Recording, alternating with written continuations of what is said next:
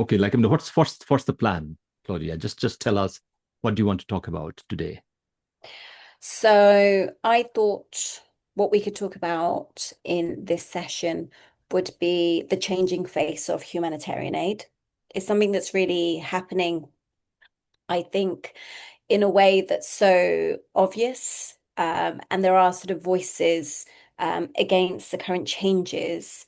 My thought was to be able to sort of revisit some of those historical developments within this idea of sort of international order, humanitarianism or mainstream humanitarianism, because I think it's really important to connect how things were developed Mm, and why they've taken the shape that they have now, because in my opinion, it's not a coincidence. So for example, if we're looking at the actual humanitarian system and its design, we know that it sort of comes from that end of World War II, that idea of sort of protection and assistance in affected communities. But I think it really should be questionable, particularly where we're looking at sort of crises which are mainly affecting the global south in a disproportionate manner. And what I thought was really interesting, so I did a little bit of digging, and what I thought was really interesting was, where did the term international law come mm, from? Like, how was it coined? And it was coined in 1789 by Jeremy Bentham, mm, and that replaced this idea of law of nations, right? Which was sort of mm, outdated term. But the idea of governance between nations isn't new. And so again, the idea of humanitarianism isn't new either. It's ancient old. It's countries in West Asia, Middle East, for example, they had their own um, governing structures. They had they had sort of a way to have sort of relations before this whole sort of international or internationalism was then coined. And so I guess in my argument, what I'm really trying to say is you've got this imposed system, which should be international, but it never included all the players for it to actually be international. And so there's some form of a bias in there because for it to really encompass everybody, for it to really be international, then you've got to have at the table those that are representing our continents within Latin America, within Africa, within Middle East. And again, so you have sort of a historical legacy where these countries' voices and communities have been completely excluded, mm, even from sort of the general architecture of international law, global governance, for example, humanitarianism. And so therefore, it's absolutely no surprise that what we're seeing now mm, is sort of the hijacking of traditional humanitarianism um, and the rise of privatization. mm. Like I'm just like because when I was listening to you, I'm thinking of like Edward Said, how he talked about Orientalism, the other. It seems like the other always needs to be ruled. No, they need to be dictated. They need to be educated.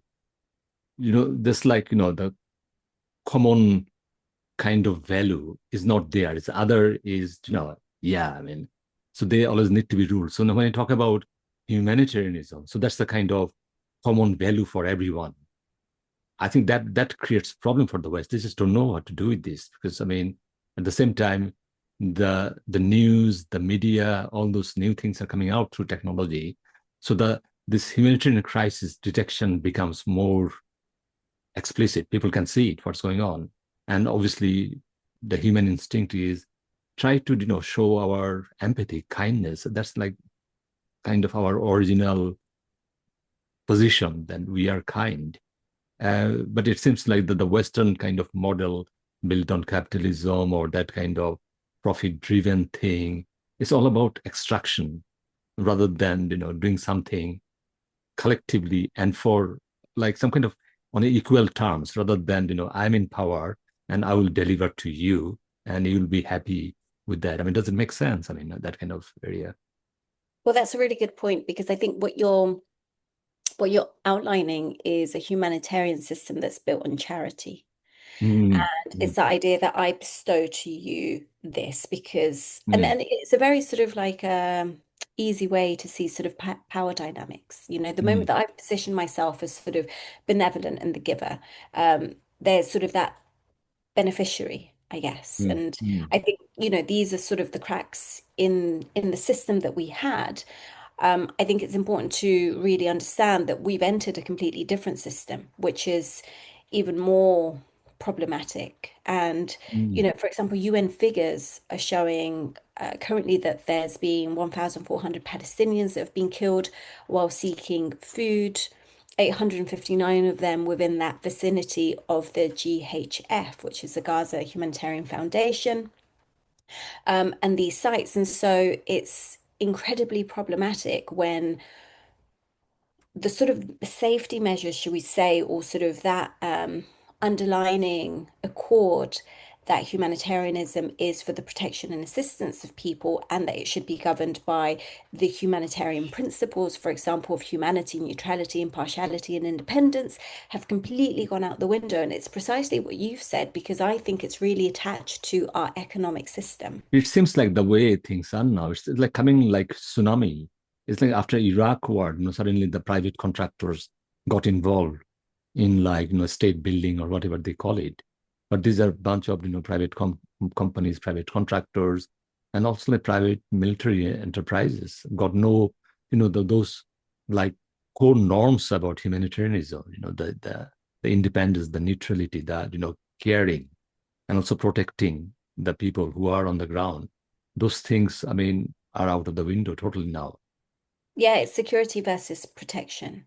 Mm, And you know, you kind of like gave a really interesting point in sort of your earlier comments, which was there's an idea that brown, black individuals or mm, people that don't fit sort of that Western norm need to be controlled, that they need to be managed mm, almost. And that's what you're mm, seeing with sort of this new emergence of, I mean, I don't even call that humanitarian aid, mm, um, but it's humanitarianism and aid at the moment is a commodity at the moment.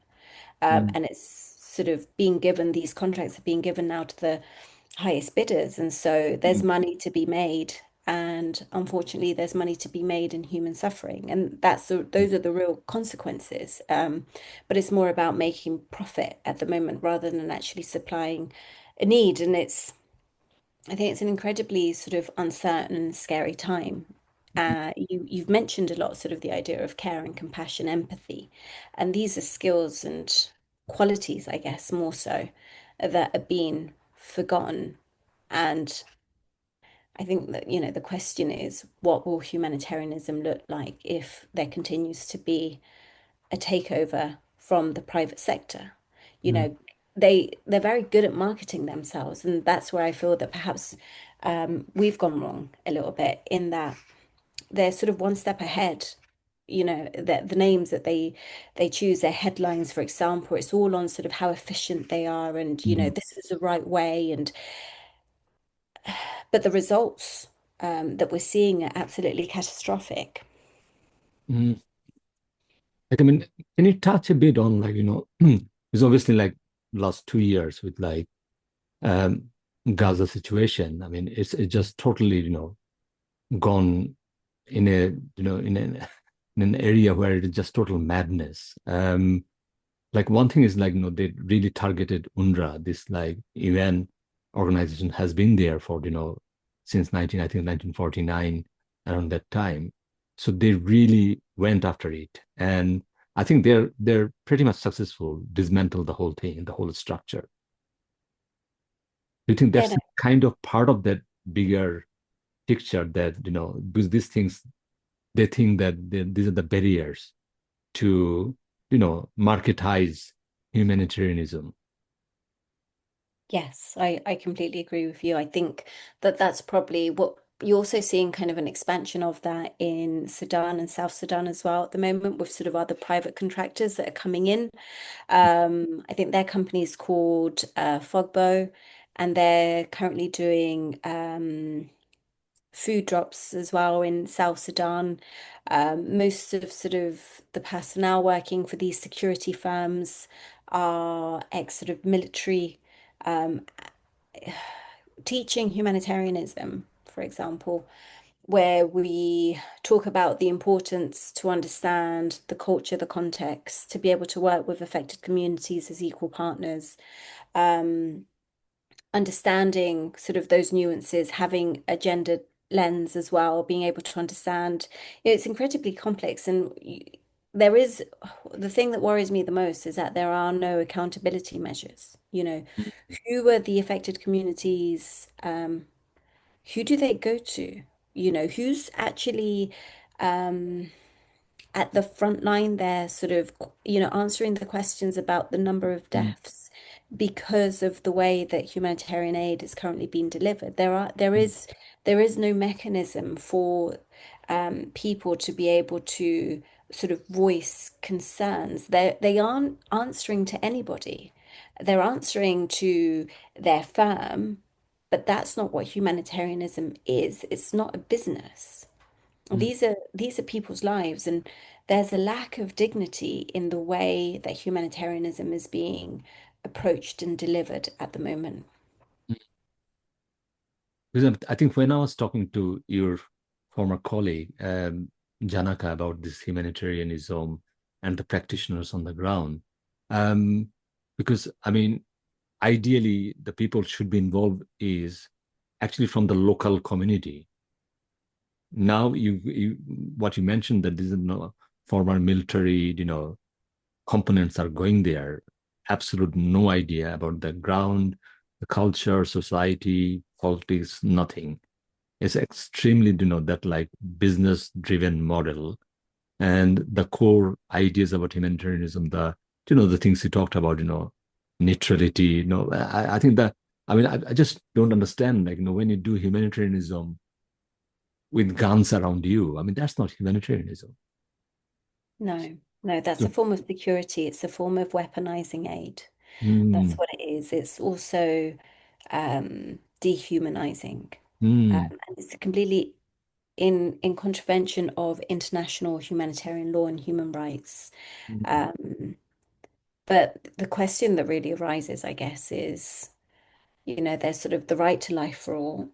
mm, But I feel that these laws are very much applicable to sort of one set of people and not to other. It's the same if we're looking at the right to education, for example. mm, mm, Do we really all have the right to education? Do we really have sort of the right to learn? If I look at mm. I look at the disparity between schools, for example. Oh, Go to either sort of Colombia or some areas in Pakistan in sort of rural districts. Compare the school system there, where you've got sort of buildings which are half built and so forth. Look, is there quality education in there? There isn't. There's a lack of dignity, Abdullah, mm, which I've seen, where some people have sort of this right and others really don't. And so there's a massive disparity within sort of our global governance structures. mm, And that's, I guess, why I sort of wanted to open up our discussion with really sort of tracing that back to its historical development. How were these sort of laws and terms and systems, how were they devised? mm, Who was mm, at that table making those decisions? mm, And I think the same going back to humanitarianism, why are these decisions being made without the consultation of the affected communities? Why are they caged in the way they are? And there is absolutely shocking that at sort of this point in time, there aren't any accountability measures. And I think that mm, that's one of the main weaknesses of international law. mm, There isn't any enforceability really, apart from sort of mm, sanctions. And you're seeing sort of, you're seeing sort of the power of sovereignty, which, mm, in a way is good. I'm not advocating against it. mm, But then when it comes to sort of international order, if all countries don't abide by the same set of rules, it gets diluted. It means nothing. Some countries can very blatantly um, break these laws and conventions when it's mm, convenient for them, and then, try and hold others accountable when they want to. So it doesn't work. It loses its power. mm, And I mm. think that's really sort of troubling for all of us. And I mean, especially like when you're talking about like international law, which is like very much integrated with the UN, United Nations kind of a structure. So like if you look at the recent trend, I mean, no one talks much about UN. No one talks about, it seems like if anything goes wrong, you call, White House to try to get some kind of resolution from it, as if, they are actually, kind of omnipotent, kind of powerful, can deliver anything, peace or justice or so. This is like, I don't know, it's like pre like international law model where, a bunch of kings, queens decide what to do and where to go and then, just plunder, destroy. So it's like more destruction model rather than, unifying collective and then, like living a decent life and guarantee that to like everyone in this planet. So it's Yeah, I like mean, kind of take away everything what UN did last, 60, 70 years. And that's quite worrying, really worrying, And each time, even like UN Secretary General comes to, I mean, bless him, he talks about things, but it seems like it's just a kind of, bogeyman there, standing there, absolute no power. It's quite frightening. it is, it's a global governance system based on how much power and domination you can have on poorer nations. And you can really sort of see that. Um, so yeah, no, I completely agree. It's incredibly troubling. Um, I think the conversation needs to be sort of turned back to those within policy, those working within academia, those communities which are at the forefront at the moment. How are we also, as a collective, understanding what's happening rather than also feeling sort of helpless in that respect? And I Mm, completely sort of understand that sentiment. And it's not about any of us being able to sort of really change things, but I think the power is really within the mm, collective, and this idea of sort of being able to have those conversations, which can be a bit difficult. mm, Um, but understanding more these power relations, and I guess that's what we do. We do that in our classroom, we do that when we talk mm, to our students. Being able to, I think, locate yourself in quite a complex um, and difficult mm, time is sort of really important. Being able to understand sort of politics a bit more, being able to understand those power dynamics that are playing mm, in, being able mm, to make those historical connections as well. I mm, think it's really important. So not to normalize what's happening, mm, so not mm, to kind of accept the status quo as this is what it should be. And I mm, think there's an incredible opportunity where we're seeing a system which hasn't worked anyway, or perhaps it's worked for a small minority, but it mm, hasn't necessarily worked for sort of the broader population. You're seeing sort of the numbers of those people needing humanitarian assistance growing. So there is an inefficiency within a system that's been very successful in getting more funding and being mm, sort of greater and more bureaucratic, but it's not necessarily effective in solving these root issues. So mm, there are massive root issues which just aren't being addressed. So it's a system more on looking at symptoms. mm, Um, because those which are affected, those which need to be sort of taking decisions aren't mm, included. Then you're not seeing women's rights organizations being funded how they should be, for example.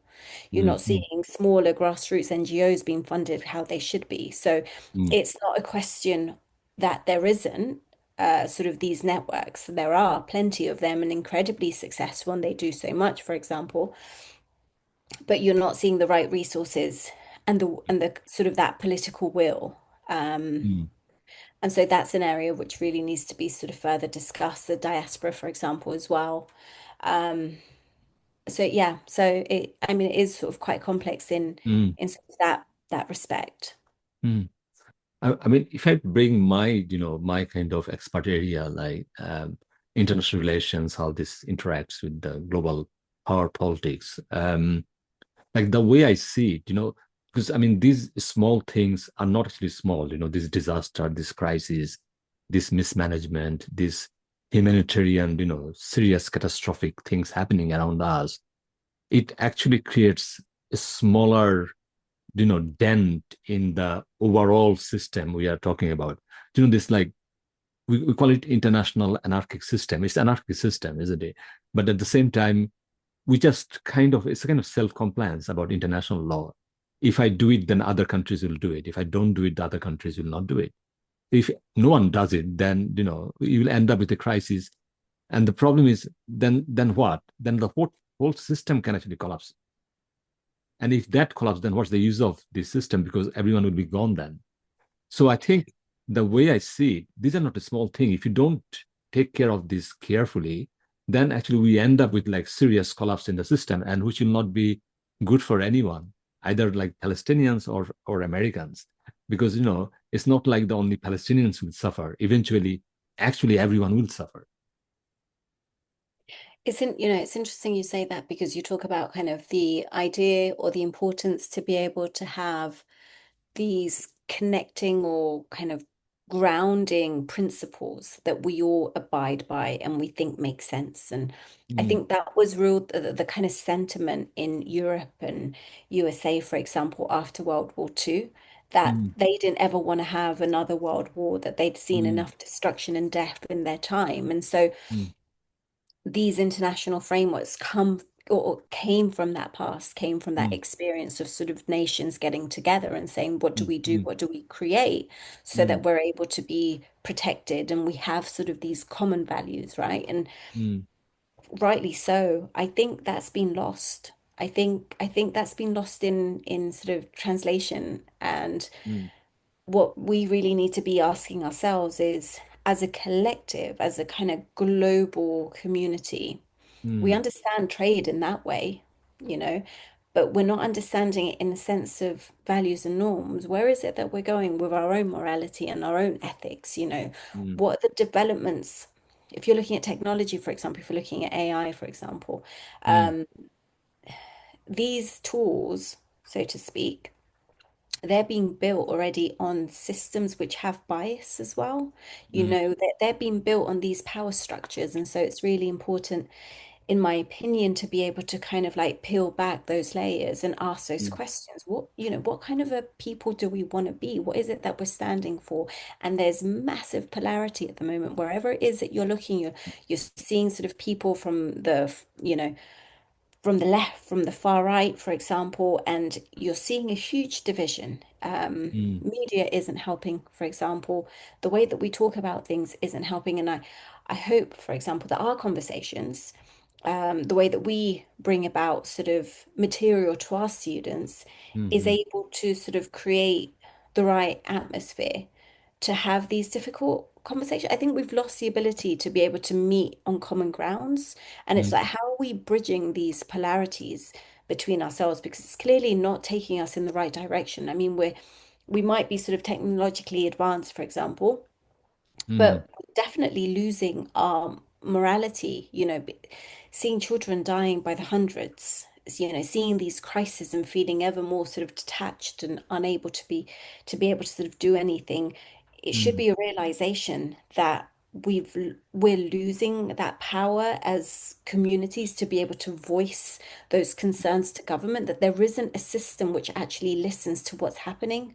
And mm, those important decisions are being had away from the collective. mm, mm. But I mean, if we bring those, the things happening on the ground, especially in Sudan, Sudan is quite complex area because I really wanted to touch on Sudan, um, kind of my ignorance as well.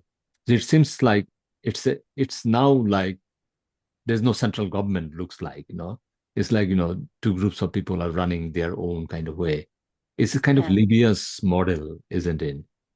Um, Can you give us a bit of insight on Sudan, if you have any more insight about this? Well, I think really from that, what you're seeing is a collapse of governance, Mm, and there's a complete vacuum. I think also what's quite interesting is that sometimes feel like a forgotten crisis as well, mm, mm, mm, with everything that's happening. And so our systems that we ought to have in place to be able to sort of deal with these crises when there is a collapse of government, when you've got warring parties, for example, when you've got, massive displacement happening at the moment. mm, mm, The level of sexual violence and child rape at the moment that's happening in Sudan is absolutely mm, catastrophic. And so these sort of issues that women are going through, the issues that children are going through, the level of sort of displacement, um, are the structures that we have aren't effective enough to be able to deal with sort of the level of crises that are happening that are happening now. mm. This is not only Sudan, like, there are quite a bit of countries around the world now where there is no kind of, the way we see, like, this kind of Westphalian state system where, central government, sovereignty, some kind of, legal entity, and then people can live in a kind of civic way, like, some kind of structure there. So countries like, talking about Syria has got serious problem. We've got Libya has been for some time now, since 2011. Um, and I think lots of like sub-Saharan African countries have got similar situation as well. Um, so there are lots of things just like, you know, kind of like forgotten. It's just there in the background. Um, but at the same time, the things happening in Gaza and the way we are dealing with it, it's a kind of, way to see like why, things are not, going to the right direction. Because like, it seems like Gaza is like kind of almost like so, like so explicit, the, this like um breaking international laws is just kind of nothing matters anymore. So I think these are really bad signs to build on, what kind of world we are actually going for. Um, so things like Sudan, these places will be totally forgotten. And people, now there's some kind of charity structure, some kind of, this kind of military contractors model. And in future, there might be, just forget about that. But yeah, it feels like it's just going to deepen even more sort of the crisis. I think Yeah. one of my questions, or I guess observations, is I think it's important to follow the money and follow the Mm, funding. And at the moment, globally, where governments are investing a lot more in weapons, in armament, mm, in war, in NATO. Um, and you're seeing also the result of that. mm, There's less funding for education for development initiatives, for example, for peace. mm, Um, where is the substantial budget for the UN to be able to have sort of a mm, healthy funding to be able to really sort of bring out those peace negotiations. mm, Um, so some are making incredible amounts of money with sort of the state of the world. It is benefiting a small elite, mm, but on the back of hundreds and thousands of people at the moment. mm, mm. But especially in the Trump's idea about, this like retract from that, existing model that, this through US aid, all those things they have been doing for since Second World War. Um, and even like examples like Marshall Plan, they should rebuild Europe, So that kind of, from that position to now, is absolutely nothing for anyone anymore, because now we have to take care of ourselves. Though we know that we are the most powerful country, the richest country in the world, but we have to take care of it. It's like it's quite dystopian, isn't it? It is completely, I mean, the taking away the funds from USAID in the way that it was done, it isn't even thought out in, okay, so if we're taking sort of these funds to the current development projects at the moment, there isn't a plan B. How are you? And that's the issue with mainstream humanitarianism. It's like the moment these donors decide to take away funding, those communities what that reveals is a much more deeper issue, which is these communities have a dependency on aid. mm, That's the problem. And, I think I spoke kind of like at the beginning. It's not that the previous model was working, it wasn't working at all. no, It's just that this is sort of a 3.0 on sort of worst case scenario. We're not sort of making it better. mm, But my point to that is that there's a dependency of aid. You're not building on the capabilities of people. You're not actually developing humans. mm, You're giving them scraps to be able to live on. mm, There isn't dignity within the system that we had or the system that's kind of coming into place now. And mm, it's not a lack of funding. Like if we, for example, take some of the headlines from The Guardian, which talks about the Trump administration, they authorized a 30 million grant to the Gaza Humanitarian Foundation, for example. They'd already paid them, I think it was 7 million previously. And mm, so the money's there, but it's mm, being channeled through sort of these security firms because mm,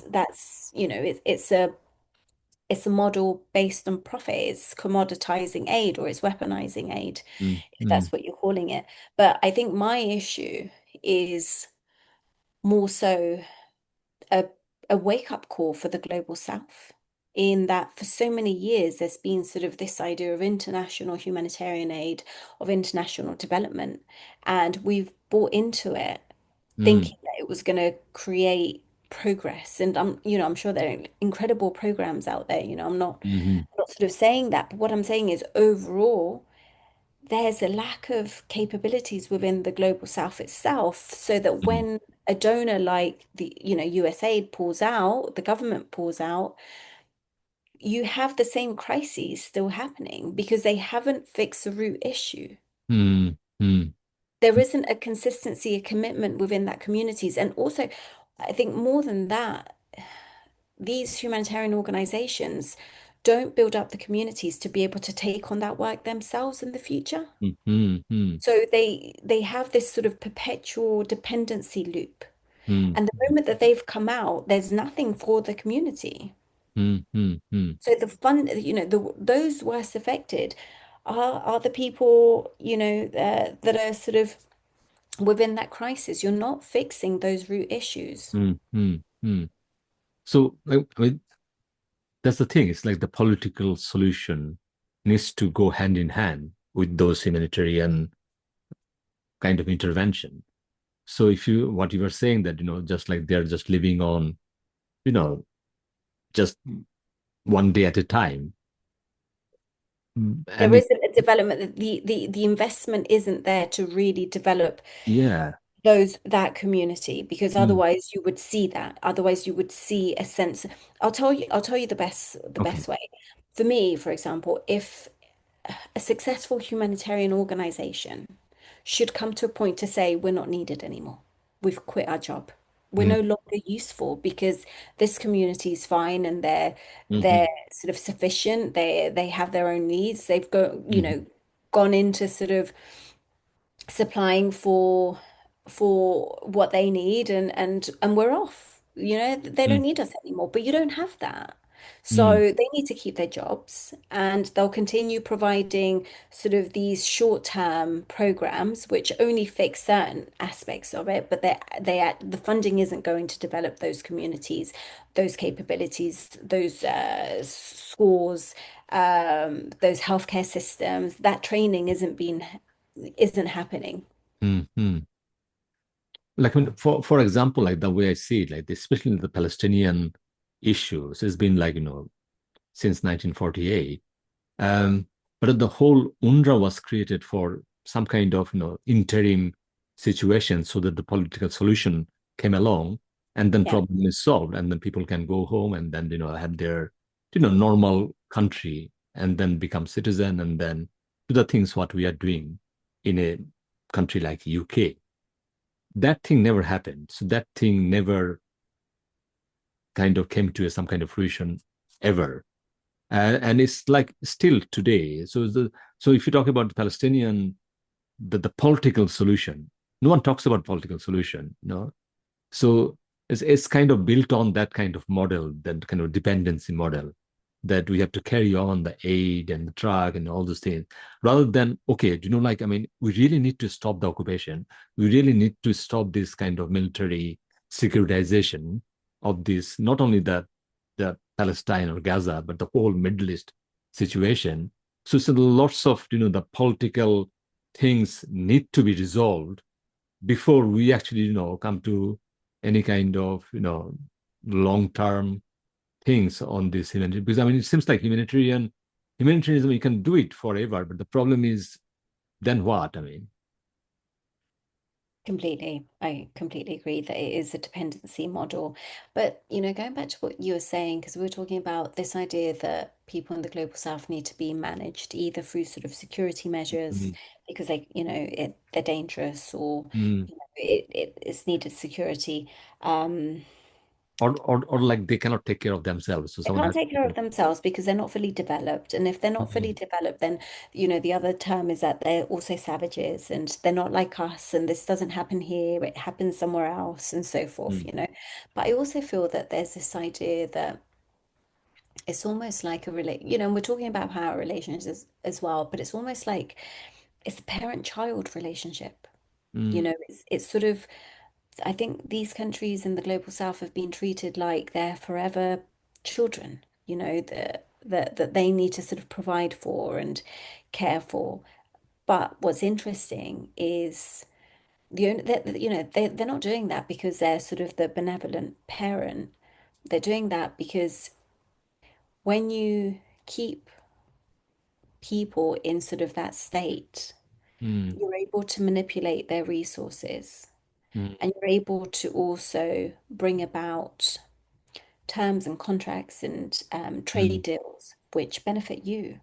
And mm, so that relationship, as we talked about earlier on, only really benefits a few people, but mm, it's not actually about the general health and well-being of the whole sort of mm, society. mm, So again, it kind of like I like to sort of bring things back, and we can look at the issues, but I think it's really important to also move toward either sort of a paradigm shift. mm, I think we need to see this differently as well. And um, how are we sort of teaching um, these topics? How am I teaching humanitarianism? What are the lenses that I'm also mm, applying to be able to come with resolutions, mind shifts as well. So I think that's just as important as well, to be able to understand that aid has also come in allowing these countries to make decisions that they shouldn't, and mm, being able to sort of also implement austerity measures like the World Bank, for mm, example, the IMF. And so there's just sort of massive sort of systems of control in different sort of mm, ways, both politically, economically, through education, through healthcare as well, that have like perpetually kept certain people in a state mm, which um, isn't where it ought to be. mm, mm. I mean, that's like one of the things, like, I mean, when I see news like, the 20,000 trucks with full of food and resources are waiting in the border. I mean, when you can see, so it's like the food is actually thing, rather than the people, their, future, their aspiration, to become that person, enlightened, educated, uh, and a and a human being with like dignity. So all those things, no one is talking about those things. It's just, taking the aids there is like one thing, then they feed them, and like run away from there and then go back, and then it's just like, I mean, just like quite insane. And also it's really ugly, isn't it? It is really ugly. I know exactly what you're saying. We've kind of gotten into a cycle where we've dehumanized each other in sort of various ways. I think the work of Paulo Freire is really Mm, interesting. mm, And sort of I draw a lot on sort of education, and I critique education anyway. It's sort of, my one of my main kind of like research areas. But what I find really interesting in the work of Paulo Freire is that those he talks about this relationship between the oppressor and the oppressed. mm, He says that both are in a state of suffering, mm, or both are in a state of they've both dehumanized one mm, another.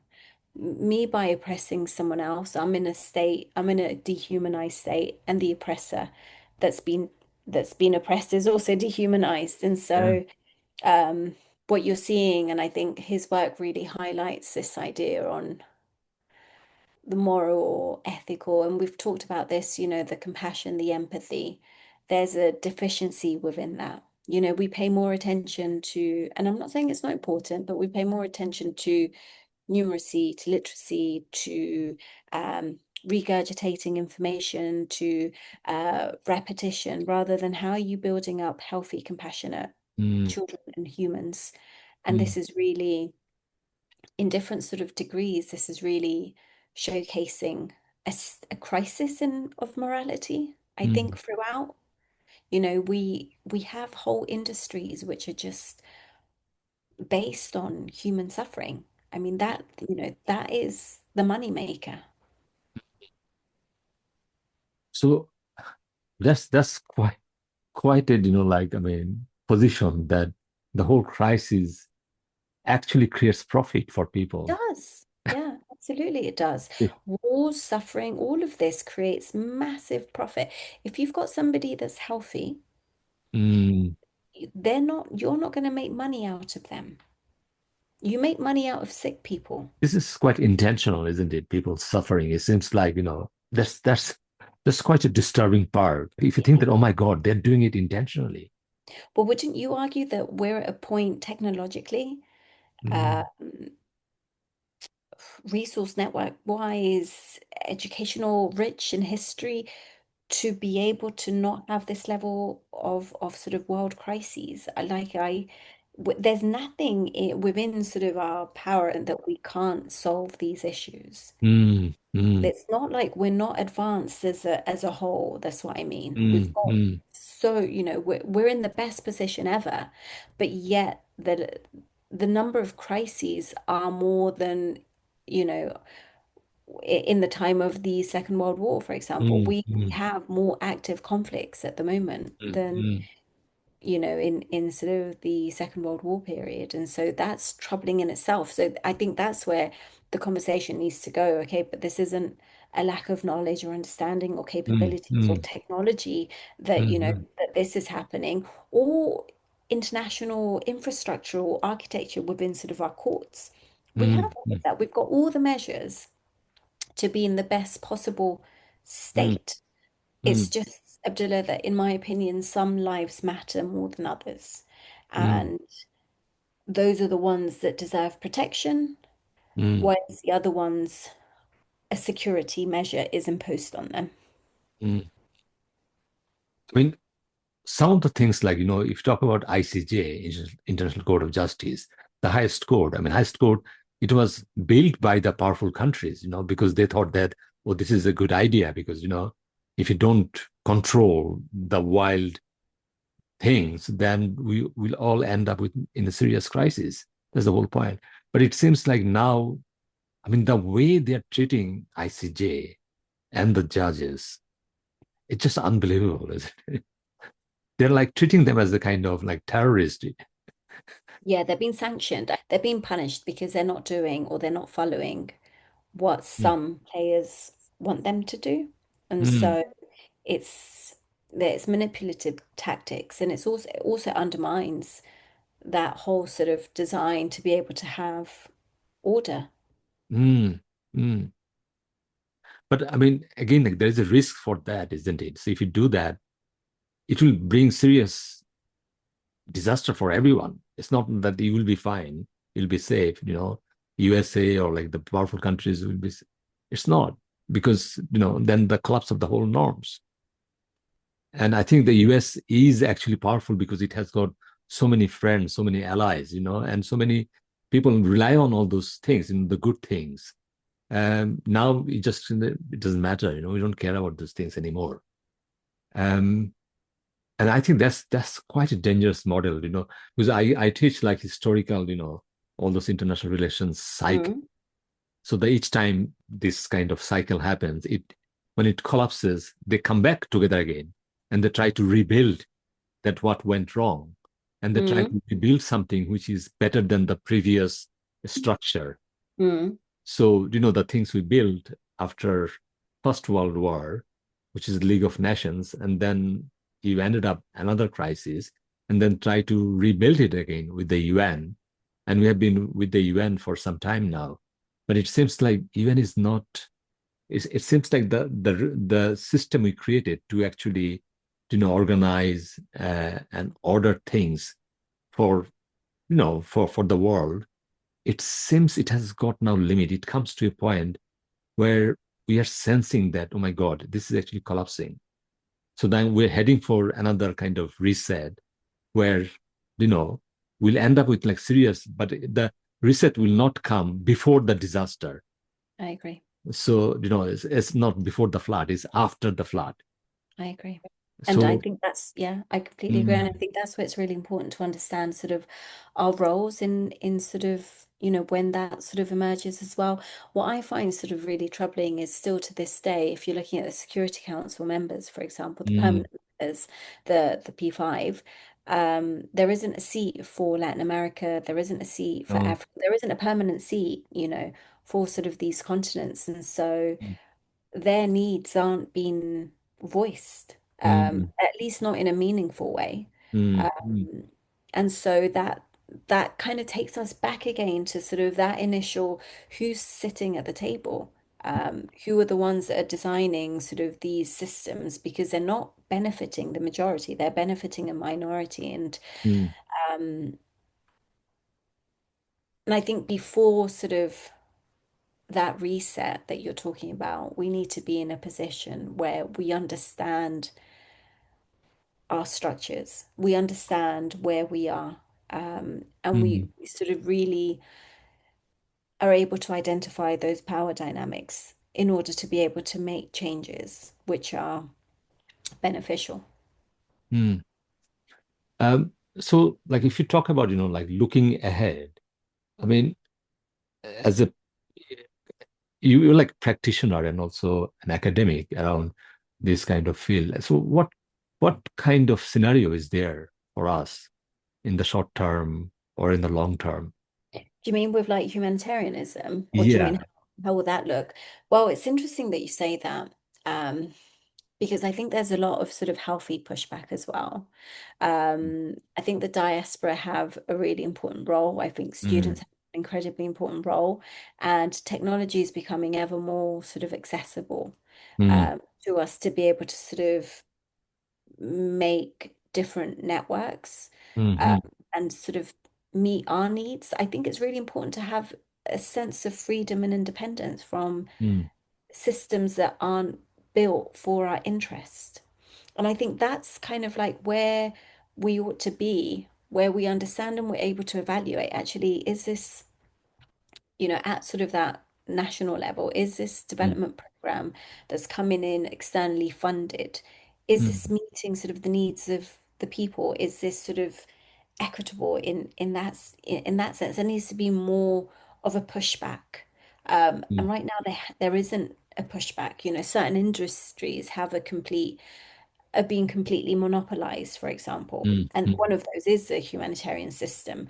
But also, if you're looking at sort of education as well, you're seeing kind of mainstream education, you see one set of curricula for all sort of schools. mm, mm, And mm, it doesn't take into sort of that country's contexts and needs and that development. There isn't a diversity of thought in that sense. It's sort mm, of this idea of sort of mainstreaming knowledge and mainstreaming one size fits all approach. And mm, that's where you need grassroots organizations to be mm, able to sort of bring out different solutions. I don't think a top-down approach has worked or will ever work, mm, because our are kind of like communities are too complex to be able to have sort of just one solution that fits us all. I think mm, we need to be able to create certain spaces for us to be creative in solving our own problems. mm, mm, mm.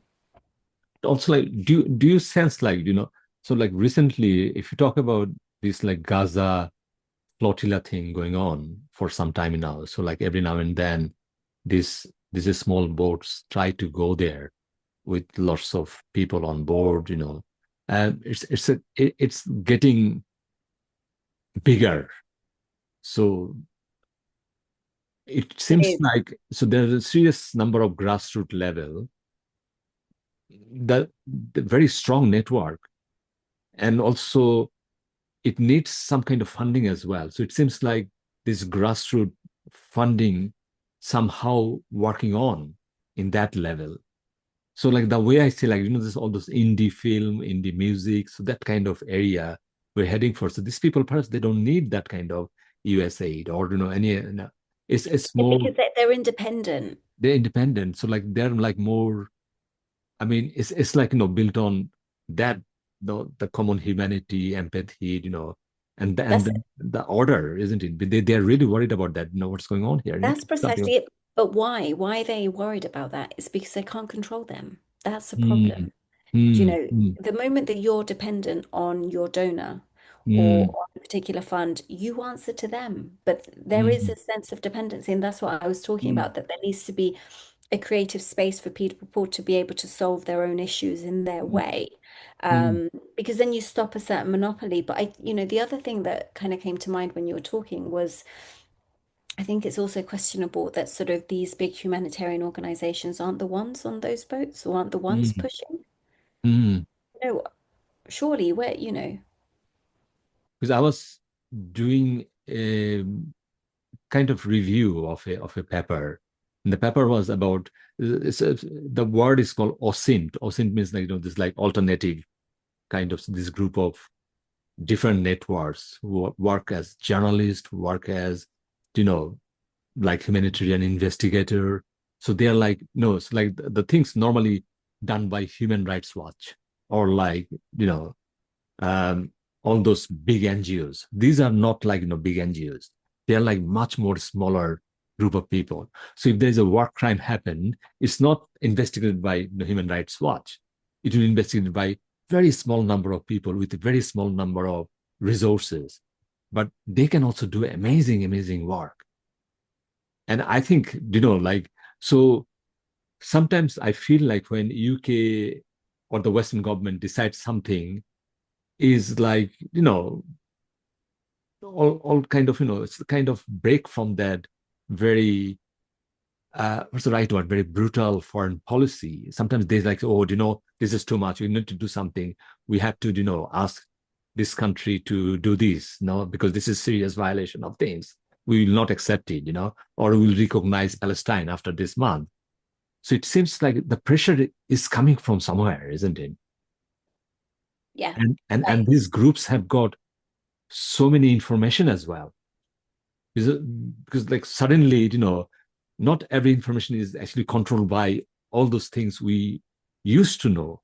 Now there are lots of other groups of people are going to that area where those individual practitioners who are not affiliated with any organization, they just do it, because I mean sometimes I try to know like who are these people on this flotilla boat. I mean, and you can see the people are coming from all over the world.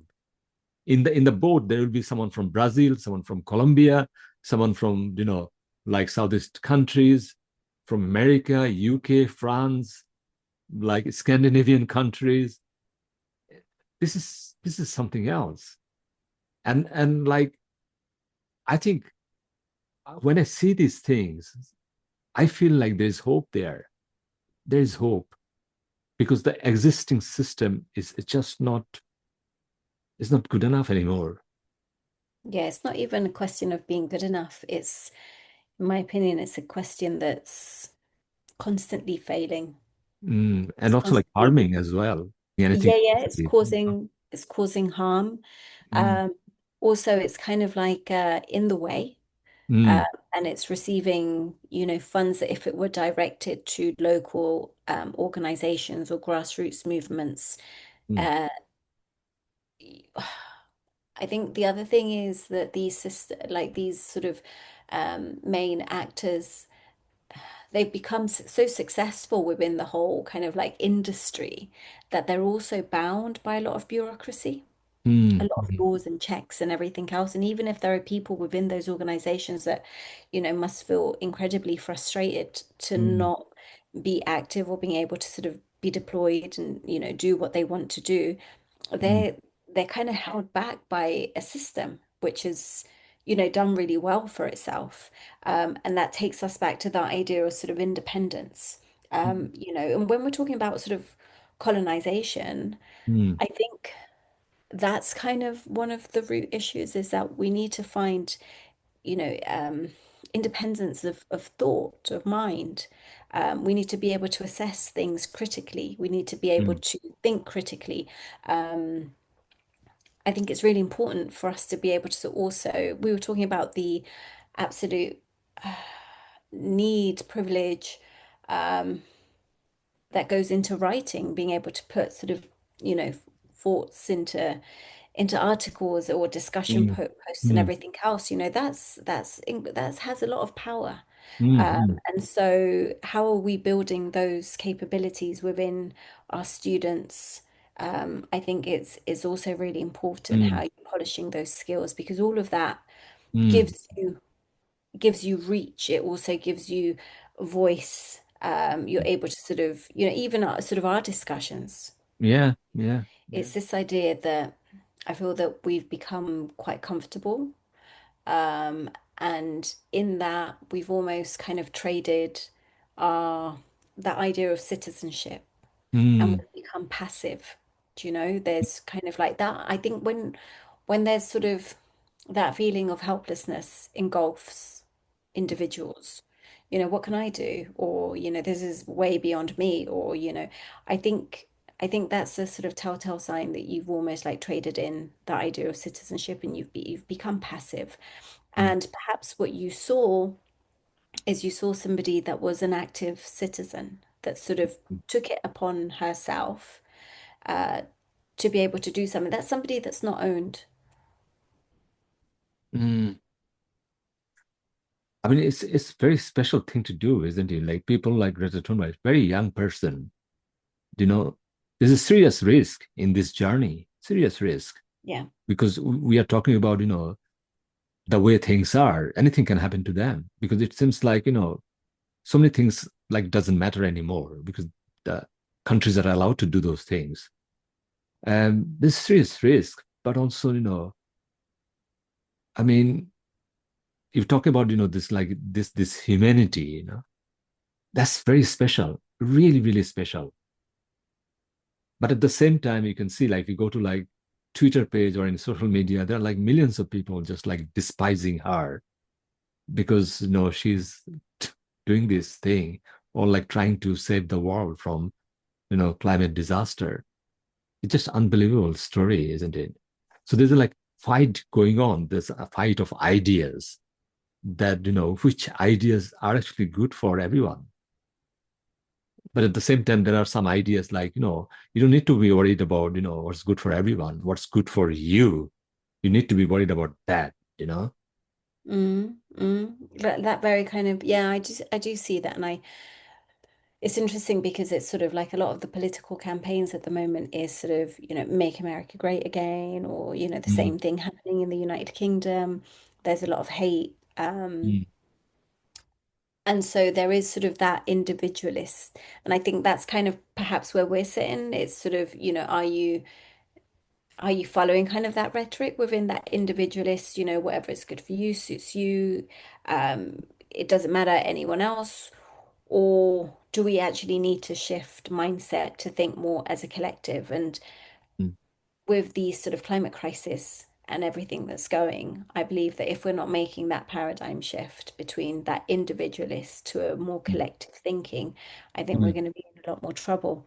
And so how can we build better skills to be able to transition from sort of quite a selfish sort mm, of mm, notion of society to one that is able to sort of tackle these global challenges, which are going to affect all of us at different degrees and different mm, times. And that's where we need to move away from a charity-based model. mm, mm, Really interesting. Um, what it's said in sort of, I think, all Latin American households, or at least in mine, it was, one of them was hoy por ti y mañana por mí, which is today for you, tomorrow for me. It's this idea that I understand that perhaps today you're in need and I'm going to help you because tomorrow I'm going to be in need and I know that you're going to help me. And that's not that, that shows sort of this equal partnership. And it's sort of also is quite similar to sort of the Ubuntu philosophy, which is seeing my humanity or I am because we are. mm, It's sort of locating yourself within that collective. And I mm, think that's where we need to be moving on and we need to be developing the right skills and mind shifts to be able to sort of deal with these issues as a whole. A little bit like what perhaps those within, World War II did when they saw sort of the collapse of sort of their societies and their worlds, crumbling. Ours is crumbling at the moment, and I think we need to mm, be able to sort of group and begin to sort of understand and envision a sort of world that we want to live in. mm. But I'll because I'm aware of time. I mean, I'm just like I'll bring two examples like from my own lived experiences. One is like just like this weekend. So we dropped our daughter to Edinburgh University to start her medical degree, Mm, and so so the students were told that on Saturday everyone will come to the accommodation and then pick up their keys and then so the whole road was jammed with all the parents are dropping their children there and everyone is carrying all kind of stuff because they're starting their new life.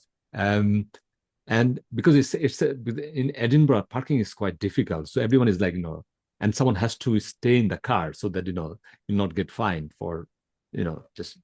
But I mean, the way everyone is like looking after each other, everyone is helping each other. We don't know these people. I never saw these people. And one astonishing thing happened is, so when she got the key and then so we like parked our car close to her place where she's living. And there's like two girls came from nowhere and then they're like picking up things for her. And we thought that these two girls could be the volunteers from the university, kind of employed them, for yeah, that. Later, we found that they're actually just like student there, just moved in. that's lovely. So what's this about, So where did this come from? You But see, it's lovely, isn't it? that's the compassion. This is the kindness. This is humanity, isn't it? That's It makes your that's whole experience completely different, doesn't it? and also the word is give. You just give. I actually never knew these people. Never. So I met amazing parents. Amazing. So these are all like amazing people. So if you talk about the world, these are all amazing people. Actually, we never met, Yeah. It's and what we could do with these things. I mean, it's funny because like the capitalist model teaches us to get the most out of somebody for as little as possible. mm, And there are sort of alternative ways of thinking, and I think you've just sort of outlined mm, um, what kindness and compassion and empathy does, and that can be exercised within your your day to day. mm, mm, How are you treating other people, mm, in mm. sort of your everyday, and I think it starts with that. Mm-hmm. And especially one thing comes after that because this is the first time your child goes away from home. So we are quite stressed out. We are very sad, upset. So, but then when I was like driving back, I was thinking that no, she'll be okay. She'll be okay because that's the kindness. What we saw, kindness, absolute kindness. If we saw like the hostility, if you see like, the bunch of, ex-military officer like guarding those, hostel, and then, securitize the whole thing, the whole mechanism. And you can see, like, so then I would be seriously worried that, oh my God, what I did. Yeah, she's not going to be safe. No, she's not going to be safe, you know? So, So safety doesn't come in austerity measures, in that form of security, in mm, militarization. mm, Safety comes in sort of a collective sense of sharing and compassion for one another. mm, Those are those are kind of like spaces that we create where you really have protection. mm. And also like the second one is like it's like one of my own thing. I mean, so I'm always fascinated by this particular poem. It's a very long poem by T.S. Eliot called The Westland. Mm, So Westland has got, it's very kind of postmodern poem. It has lots of things kind of coming in, coming out, the historical, biblical, Greek mythology, and all those kind of things there. So the poem ends with like, because it's not finding, you know, because everything is just Westland. You see all kind of, bad things, mm, memories, the history, war, all those things, no? And at the end, I think the main protagonist, the main character, went back to global south, which is like India, and he quoted from Upanishad. Upanishad is like one of those mm. oldest Yeah, kind yeah, of yeah. book. And the poem finished with like three words.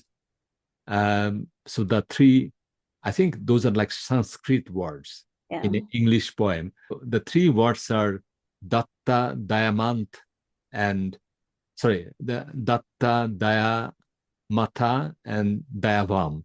So it means like three English meaning will be self-control, compassion, and give. And I think these three things we need. I mean, isn't it? It I seems agree. like the way the leaders and all those people are behaving, there's no self-control there. Absolutely no self-control. There is no compassion, and there is no, I kind think of because idea it's about greedy. give. Mm, They don't understand, you need to give, and that makes us human. I agree. And that can actually change this Westland. I agree. That's kind of like our humanity. So that's my 2 pence of our talk today. I'll take that. So like lots of things come up today. We did not unpack that much, but these things we can talk more about in Definitely. the next session. Yeah. Yeah. No, thank you so much, Abdullah. I'm going to let you get on with your cat. Thank you. Thank you, Claudia. But thank you Okay. so much. Let's be in touch. Cheers. Bye bye.